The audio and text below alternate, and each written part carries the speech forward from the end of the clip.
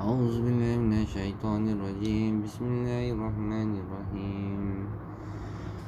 رب السماوات والأرض وما بينهما فاعبده واصطبر لعبادته هل تعلم له سميا ويقول الإنسان أإذا ما مت لسوف أخرج حيا أفلا يذكر الإنسان أنا خلقناه من قبل ولم يك شيئا فوربك لنحشرنهم والشياطين ثم لنحضرنهم حول جهنم جثيا ثم لننزعن من كل شيعة أيهم أشد على الرحمن عتيا ثم لنحن أعلم بالذين هم أولى بها صليا وإن منكم إلا واردها كان على ربك حتما مقضيا ثم ننجي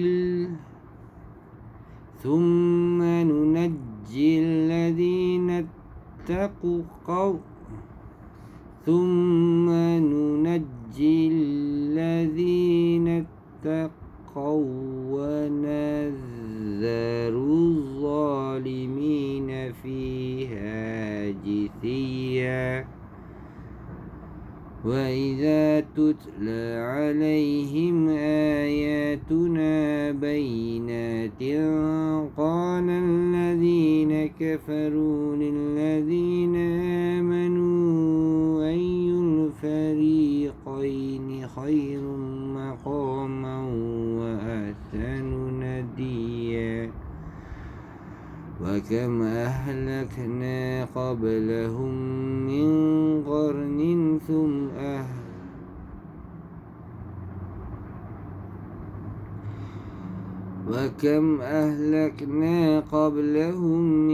قرن هم أحسن أثاثا ورئيا قل من كان في الضلالة فليمدد له الرحمن مدا حتى إذا رأوا ما يوعدون إما العذاب وإما الساعة فسيعلمون من هو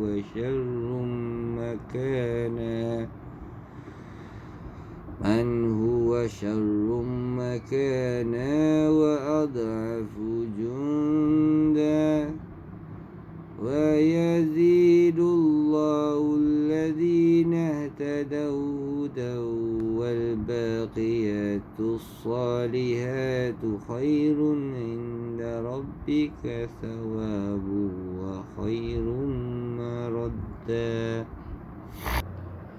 Dialah Tuhan yang menguasai langit dan bumi dan segala yang ada di antara kedua-duanya. Maka sembahlah Dia dan berteguh hatilah dalam beribadah kepadanya. Adakah engkau mengetahui ada sesuatu yang sama dengannya? Dan orang kafir berkata, betulkah apabila aku telah mati, kelak aku sesungguhnya akan dibangkitkan hidup kembali? Dan tidakkah manusia itu memikirkan bahawa sesungguhnya kami telah menciptakannya dahulu, padahal sebelumnya dia belum wujud sama sekali? Maka demi Tuhanmu, sesungguhnya pasti akan kami kumpulkan mereka bersama syaitan. Kemudian pasti akan kami datangkan mereka ke sekeliling neraka Jahannam dengan berlutut. Kemudian pasti akan kami tarik daripada setiap golongan sesiapa di antara mereka yang sangat derhaka kepada Tuhan yang Maha Pemurah. Selanjutnya kami sesungguhnya lebih mengetahui orang yang seharusnya dimasukkan ke dalam neraka. Dan tidak ada seorang pun di antara kamu melainkan mendatangi neraka itu. Itu bagi Tuhanmu adalah suatu ketentuan yang sudah ditetapkan. Kemudian kami akan menyelamatkan orang-orang yang bertakwa dan membiarkan orang-orang yang zalim di dalam neraka dalam keadaan berlutut. Dan apabila dibacakan kepada mereka ayat-ayat kami yang jelas maksudnya, orang-orang yang kafir berkata kepada orang-orang yang beriman, manakah di antara kedua golongan yang lebih baik tempat tinggalnya dari lebih indah tempat pertemuannya? Dan beberapa banyak umat yang ingkar telah kami binasakan sebelum mereka, padahal mereka telah lebih bagus perkakas rumah tangganya dan lebih sadap dipandang mata. Katakanlah Muhammad, barang siapa berada dalam kesesatan, maka biarlah Tuhan yang Maha Pemurah memanjangkan waktu baginya, sehingga apabila mereka melihat apa yang diancam kepada mereka, baik azab maupun kiamat, maka mereka akan mengetahui siapa yang lebih hina kedudukannya dan lebih lemah bala tenteranya. Dan Allah akan menambah petunjuk kepada mereka yang telah mendapat petunjuk, dan amalan kebaikan yang kekal itu lebih baik pahalanya di sisi Tuhan dan lebih baik kesudahannya, memanjangkan umur dan membiarkan mereka hidup dalam kesenangan. Allah akan mengambil kembali harta dan anak-anaknya sehingga dia menemui Allah seorang diri. Perang Mut'ah berlaku pada bulan Jamadil Awal tahun 8 Hijrah. Mut'ah adalah daerah yang berada di dataran tinggi Syam, sekarang bernama Karki, sebelah tenggara Laut Kaspia. Sebab berlakunya perang ini adalah sebagai berikut. Rasulullah SAW mengutus Al-Haris bin Umair Al-Azadi untuk menyampaikan surat kepada Al-Haris bin Abi Shamaz Al-Ghazani,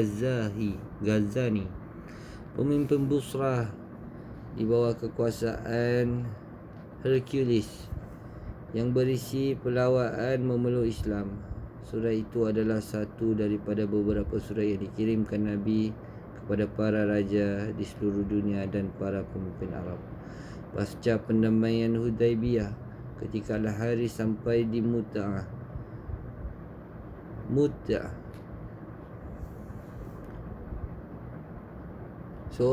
salah seorang pemimpin bertanya kepadanya, apa maksud tujuanmu? Apa kamu termasuk utusan Muhammad?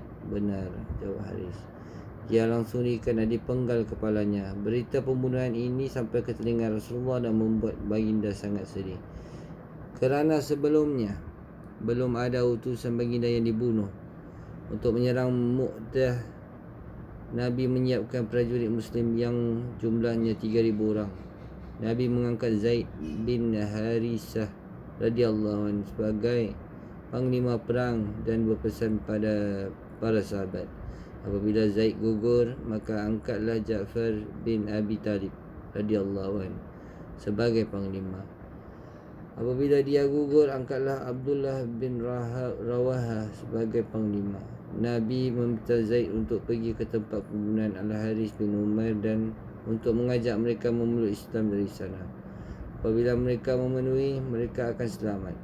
Apabila tidak, maka mohonlah pertolongan kepada Allah dan perangilah mereka. Rasulullah memberi wasiat berikut.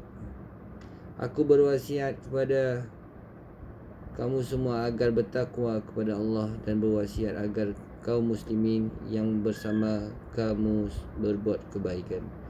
Perangilah dengan menyebut nama Allah dan di jalan Allah. Orang yang kufur kepada Allah jangan melanggar janji, jangan membelenggu, jangan membunuh anak-anak perempuan orang tua orang yang menyepi di tempat pertapaan rahib. Jangan menebang pokok-pokok dan jangan merobohkan bangunan. Pasukan Muslim berangkat atas berkat Allah. Nabi sendiri menemani mereka. Mereka terus berjalan hingga sampai di Ma'an. Terdengar berita bahawa Hercules telah mengumpulkan bala tentera yang sangat besar dan berkhemah di Ma'ab di daerah Balqa, daerah bahagian daripada wilayah Damaskus yang direbut aman. Prajurit Rom terdiri daripada orang-orang Romawi dan orang-orang Arab taklukan atau jajahan. Namun Muslimin bermusyawarah perihal masalah tersebut. Mereka menyarankan untuk meminta bantuan kepada Rasulullah atau meminta baginda agar memerintahkan misi lain dan mereka akan melaksanakannya.